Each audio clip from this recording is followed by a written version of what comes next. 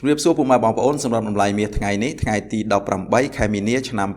2026សម្រាប់តម្លៃមាសដុំ1គីឡូទីផ្សារអន្តរជាតិថ្ងៃនេះមានតម្លៃ$5,001ក្នុង1អោន$16,788ក្នុង1គីឡូក្រាម$6,077ក្នុង1តម្លឹង$607ក្នុង1ជីបាទនេះគឺជាតម្លៃមាសនៅលើទីផ្សារអន្តរជាតិសម្រាប់ថ្ងៃទី18ខែមីនាឆ្នាំ2026បាទអរគុណច្រើនចំពោះការទស្សនាវីដេអូមួយនេះជួបគ្នានៅវីដេអូក្រោយបន្តទៀត